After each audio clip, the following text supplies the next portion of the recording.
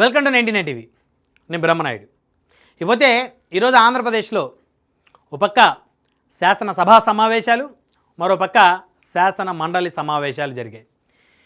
శాసనసభా సమావేశాలకు సంబంధించి 11 మంది వైసీపీ నుంచి గెలిచినటువంటి శాసనసభ్యులు సభకి యథావిధిగానే గైర్హాజరయ్యారు. ఇక శాసన మండలి చూస్తే మరి మండలిలో వైసీపీ బలం ఉంది కాబట్టి శాసన మండలి చైర్మన్ కూడా వైసీపీ నాయకుడే కాబట్టి వైసీపీ ఎమ్మెల్సీలు శాసన మండలికి హాజరయ్యారు. ఇకపోతే ఈరోజు నాగబాబు గారు మెగా బ్రదర్ పవన్ కళ్యాణ్ గారి సోదరుడు, జనసేన పార్టీ సీనియర్ నాయకులు ఎమ్మెల్సీగా వారు ప్రమాణ స్వీకారం చేసిన తర్వాత మొట్టమొదటిసారి ఈరోజు శాసన మండలికి నాగబాబు గారు హాజరయ్యారు. శాసన మండలికి వెళ్ళే ముందు తన తమ్ముడు, జనసేన అధినేత, ఉప ముఖ్యమంత్రి పవన్ కళ్యాణ్ గారిని కలిసి మరి ఆయన శాసన మండలికి వెళ్ళాడు, శాసన మండలిలో అడుగుపెట్టాడు. ఈరోజు శాసన మండలి సమావేశాలు ఆయన నిశితంగా పరిశీలించారు. అంటే మొట్టమొదటిసారి తన రాజకీయ జీవితంలో చట్టసభలోకి ఈరోజు నాగబాబు గారు అడుగుపెట్టారు. 2009లో ప్రజారాజ్యం ఏర్పాటైంది. అప్పుడు చిరంజీవి గారు మరి తిరుపతి నుంచి ఎమ్మెల్యేగా గెలిచారు. ఆయన చట్టసభలో అడుగుపెట్టారు. మరి ఆ తర్వాత ప్రజారాజ్యం కాంగ్రెస్లో విలీనం తర్వాత ఆయన రాజ్యసభ సభ్యునిగా కాంగ్రెస్ పార్టీ నుంచి ఎంపికయ్యారు.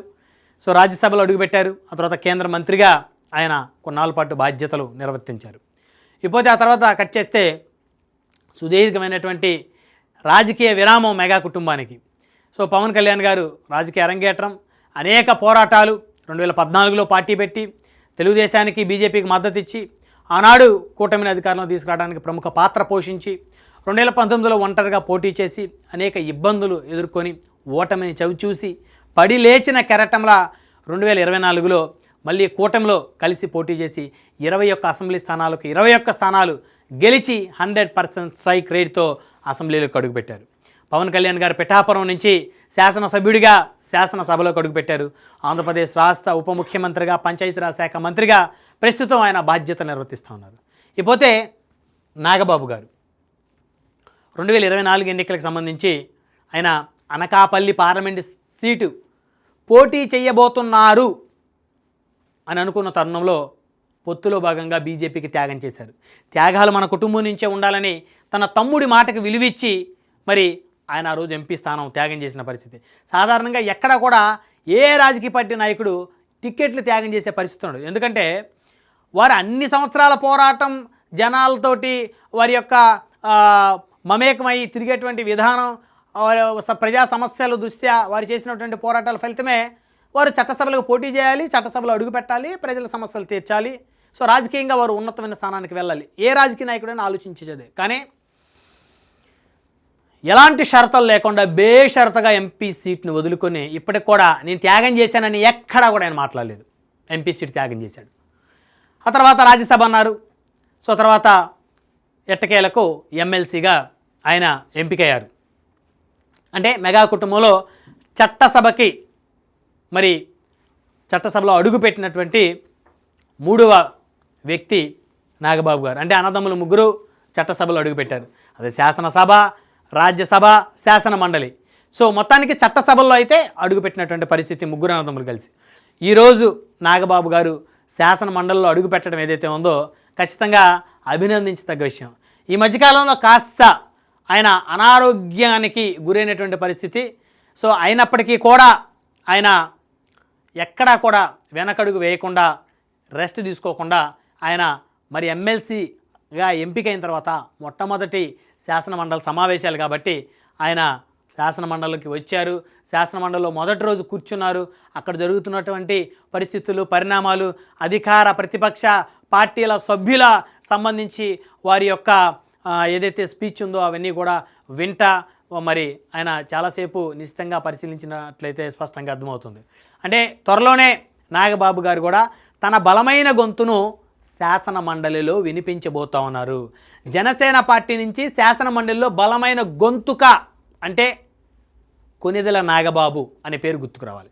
ఎందుకంటే జనసేన పార్టీ నుంచి శాసన మండలిలో ఉన్నటువంటి ఇద్దరు ఎమ్మెల్సీల్లో మరి నాగబాబు గారు బలమైనటువంటి నేత, పవన్ కళ్యాణ్ గారికి సోదరుడు, అదేవిధంగా 2009 నుంచి రాజకీయాలతోటి సత్సంబంధం ఉన్నటువంటి వ్యక్తి. 2019 ఎన్నికల్లో నరసాపురం ఎంపీగా ఆయన పోటీ చేసి అతి తక్కువ ఓట్లతో ఓటమి చెందినటువంటి పరిస్థితి. సో అంటే సుదీర్ఘమైనటువంటి రాజకీయ అనుభవం ఉన్నటువంటి నాయకుడు నాగబాబు గారని చెప్పడంలో ఎలాంటి అతిశయోక్తి లేదు. మరి గతంలో ఎలాంటి పదవులు చేయకపోయినప్పటికీ కూడా రాజకీయాల మీద స్పష్టమైనటువంటి అవగాహన, రాజ్యాంగం పట్ల స్పష్టమైనటువంటి అవగాహనతో కూడినటువంటి గౌరవం, చట్టాల మీద గౌరవం, చట్టాల మీద నమ్మకం, సో ఇవన్నీ కలిస్తే మెగా కుటుంబం అని చెప్పడంలో ఎలాంటి అతిశయోక్తి లేదు.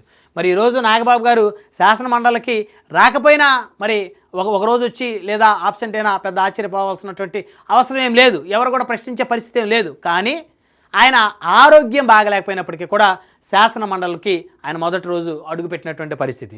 సో మొత్తాన్ని చూస్తే నాగబాబు గారు ఇక తన బలమైనటువంటి గొంతును శాసన మండలిలో వినిపించబోతా ఉన్నారు.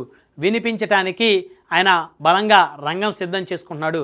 జన సైనికుల, రాష్ట్ర ప్రజల యొక్క సమస్యలను శాసన మండలిలో వినిపించేందుకు ఆయన సిద్ధమవుతూ ఉన్నారు. పార్టీకి సంబంధించినటువంటి ప్రతి అంశంలో కూడా నాగబాబు గారి ప్రముఖమైనటువంటి పాత్ర ఉంది. ఎవరైనా సరే జనసేన పార్టీ నుంచి వారి సమస్యలు చెప్పాలంటే ఖచ్చితంగా స్వతంత్రంగా చెప్పుకునేటువంటి ఒక చనువు నాగబాబు గారి దగ్గర జనసేన పార్టీ నేతలకి, అదేవిధంగా ఆ పార్టీకి సంబంధించినటువంటి యువకులకి ఎక్కువ ఉందని అయితే ఖచ్చితంగా చెప్పవచ్చు.